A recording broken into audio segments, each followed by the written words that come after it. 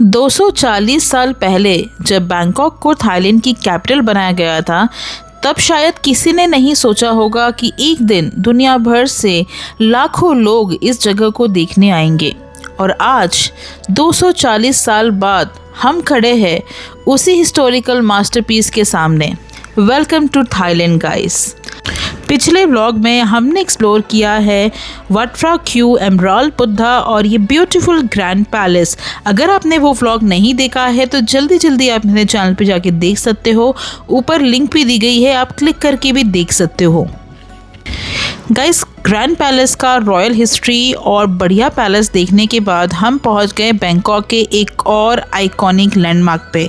जी हाँ, हमने यहाँ से की यहाँ की टुक टुक रिक्शा और हम पहुंच गए वाट फो एक्सप्लोर करने के लिए। और सच कहूँ, अगर ग्रैंड पैलेस थाईलैंड की रॉयल सोल है तो वाट फो उसकी स्पिरिचुअल सोल। जैसे ही मैं टेंपल कॉम्प्लेक्स के अंदर एंटर हुई, एटमॉस्फेयर बिल्कुल चेंज हो गया। ग्रैंड पैलेस की ग्रैंडनेस की जगह यहाँ एक अलग ही पीस और कामनेस फील हो रही थी। यहाँ का आर्किटेक्चर भी काफ़ी कमाल का है गाइस। ये प्लेस जो है ये सुबह 8 बजे से लेके शाम के 7:30 बजे तक ओपन होती है। लेकिन जो चीज़ सबसे ज़्यादा एक्साइटिंग थी वो थी दुनिया की सबसे फेमस बुद्धा स्टैचू में से एक को देखना। जी हाँ, मैं बात कर रही हूँ रिक्लाइनिंग बुद्धा की, जो यहाँ पर आपको देखने के लिए मिलने वाला है। और यहाँ पे सबसे पहले बात करते हैं एंट्री टिकट की। अगर आपको यहाँ पे एंट्री करना है तो 300 बात यहाँ की टिकट है।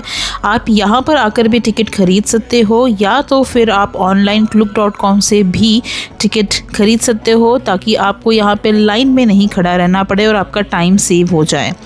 जैसे ही यहाँ पे आप एंट्री करोगे, आपके मुंह से निकलेगा वाव, बिकॉज़ ये बहुत ही डिफरेंट तरीके का आर्किटेक्चर यहाँ पे आपको देखने के लिए मिलने वाला है। साथ ही साथ एक इम्पॉर्टेंट चीज़ और है कि यहाँ पे एक स्पेसिफिक ड्रेस कोड है। स्लीवलेस शर्ट्स या फिर pants, short pants are not allowed here. So make sure करना कि आप जब भी यहाँ पर आ रहे हो, इनका जो स्पेसिफिक ड्रेस कोड है वो फॉलो करो, तभी आपको यहाँ पे एंट्री मिलेगी। अदरवाइज़ आपको बाहर से या तो कपड़े खरीदने पड़ेंगे या रेंट आउट करने पड़ेंगे, तो ये अननेसेसरी एक्सपेंसेस हो सकता है। सो मेक श्योर आप यहाँ पे फॉलो करो यहाँ का ड्रेस कोड। गाइस, ये जो आप देख रहे हो इसे कहते हैं गोंग। बेसिकली ये मंदिर की घंटी की तरह ही होता है। इसे बुद्धिस्ट में काफ़ी माना जाता है कि इसे बजाने से पॉजिटिव एनर्जी आती है, गुड लक आता है और काफ़ी शुभ माना जाता है। सो अगर आप यहाँ पर आ रहे हो तो आप भी यहाँ पे इस घंटी को ज़रूर बजाना। और एक इंटरेस्टिंग फैक्ट जो शायद आपको नहीं पता होगा, वाट फा को ट्रेडिशनल थाई मसाज का बर्थ प्लेस भी माना जाता है। आज भी यहाँ मसाज स्कूल है जहाँ student authentic Thai massage technique सीखते हैं। इसीलिए वाट फो सिर्फ एक टेम्पल नहीं बल्कि थाई कल्चर और वेलनेस ट्रेडिशन का भी इम्पोर्टेंट सेंटर है। थाईलैंड की मेजॉरिटी पॉपुलेशन बुद्धिस्ट फॉलो करती है। बुद्धिज़्म हमें सिखाता है पीस, कंपैशन और माइंडफुलनेस। इसीलिए जगह जगह पे आपको इस तरह के बुद्धिस्ट मंदिर देखने के लिए मिलेंगे, जहाँ पर लोग आपको पीसफुली प्रे करते दिखेंगे। जैसे ही आप पैलेस के अंदर आओगे और टेंपल के पास आओगे, आपको एक अलग ही तरह की कामनेस और पॉजिटिविटी सी फील होगी। बहुत से लोग मेडिटेशन भी कर रहे थे यहाँ पर, और इससे पीसफुल जगह मेडिटेशन के लिए हो ही नहीं सकती।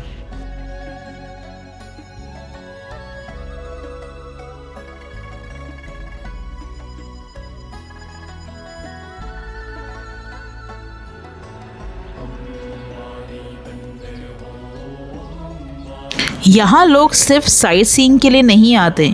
कई लोग प्रेयर करने, ब्लेसिंग्स लेने और स्पिरिचुअल कनेक्शन फील करने के लिए भी आते हैं। और इसी स्पिरिचुअलिटी का सबसे बड़ा सिंबल है एमराल्ड बुद्धा, जो हमने पिछले व्लॉग में देखा था। अगर आपने वो व्लॉग नहीं देखा है तो आप ऊपर लिंक पे क्लिक करके देख सकते हैं। यहाँ पर एक देख सकते हो आप, एक ग्रुप बैठा हुआ है और बुद्धा की टीचिंग के बारे में यहाँ पे बात हो रही है। सो आप देख सकते हो काफ़ी सारे फॉरेनर्स भी यहाँ पर है। और इसी साइड में आपको देखने के लिए मिलेंगे अमेजिंग गोल्डन बुद्धा। तो आप यहाँ से ख़रीद भी सकते हो स्पेसिफिक गोल्डन बुद्धा। सबके प्राइजेस बहुत डिफरेंट है गाइस।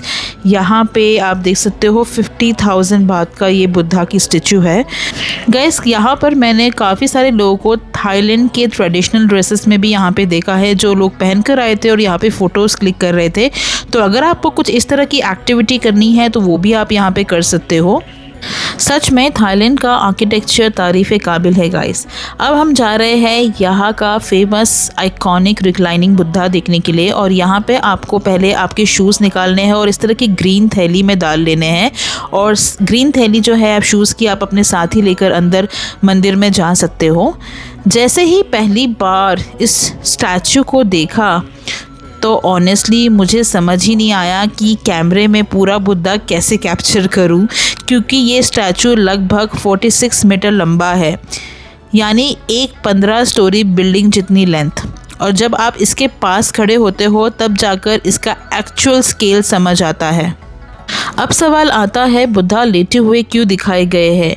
ये पोज बुद्धा के महापरिनिर्वाणा को रिप्रेजेंट करता है, यानी वो मोमेंट जब बुद्धा ने एनलाइटमेंट के बाद फाइनल निर्वाणा अचीव किया था।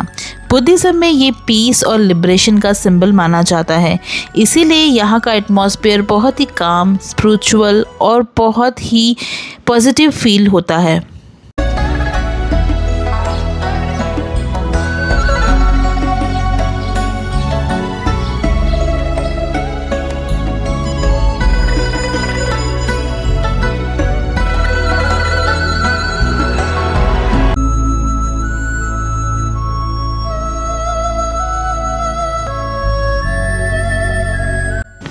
अब ज़रा बुद्धा के फीट को देखिए, इन पर 108 ऑस्पिशियस सिंबल बनाए हुए हैं, जो बुद्धिज़्म में बुद्धा के डिवाइन क्वालिटीज़ और परफेक्शन को रिप्रेजेंट करते हैं। लोटस फ्लावर प्योरिटी और एनलाइटमेंट के लिए, wheel of Dharma Buddhas teaching, white elephant wisdom and strength, royal umbrella protection and spirituality, tiger courage and determination. ऐसे काफ़ी सारे सिंबल्स आपको देखने के लिए मिलेंगे यहाँ पर। और जो शाइनिंग आर्ट वर्क आप देख रहे हैं वो ऑर्डिनरी पेंट नहीं है। इन सिंबल को mother of pearl inlay technique से बनाया गया है, जिसमें सी शेल्स के अंदर की चमकदार लेयर को केयरफुली कार्व करके डिज़ाइन बनाया जाता है।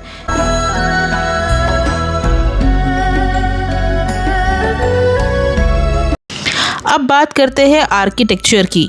वॉट फो की आर्किटेक्चर मुझे पर्सनली ग्रैंड पैलेस से काफ़ी अलग लगी। ग्रैंड पैलेस रॉयल और लग्जूरियस फील देता है, लेकिन वॉट फो ज़्यादा स्पिरिचुअल और पीसफुल फील देता है।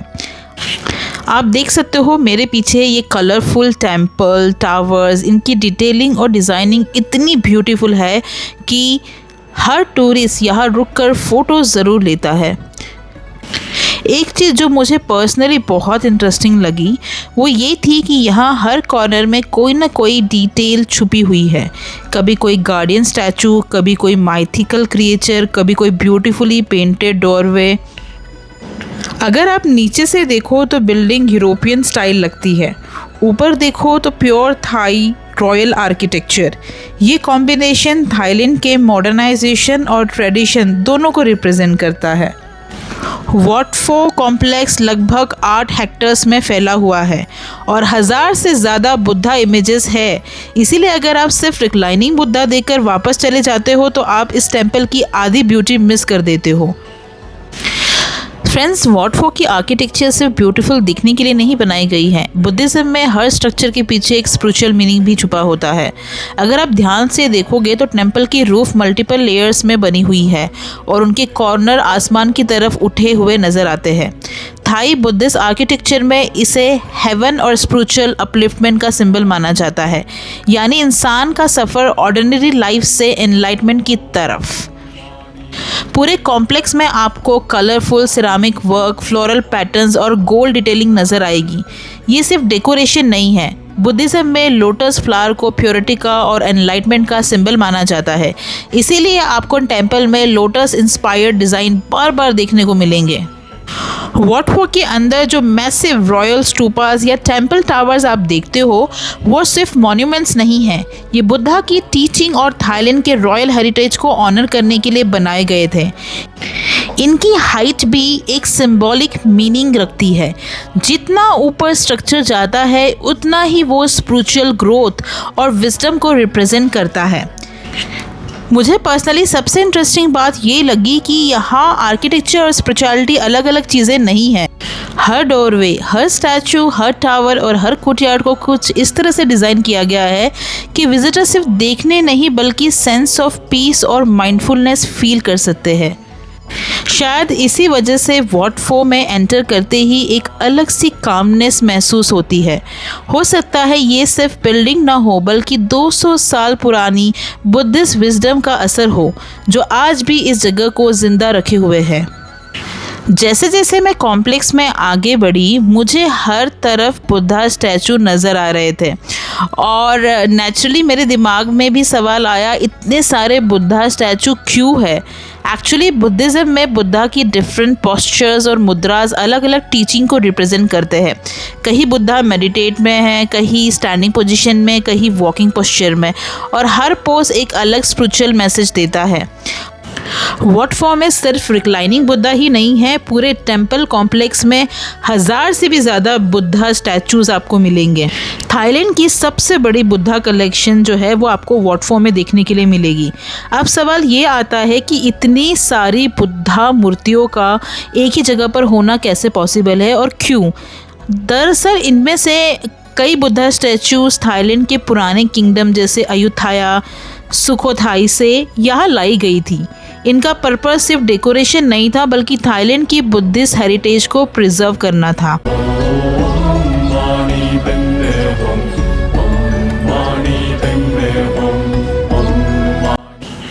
फोर्टी 46 मीटर लंबा रिक्लाइनिंग बुद्धा, 108 ऑस्पिशियस सिंबल्स और 1000 से भी ज़्यादा बुद्धा स्टैचूज़ के साथ ये टेम्पल थाईलैंड की बुद्धिस्ट हेरिटेज का एक इम्पॉर्टेंट सिंबल है।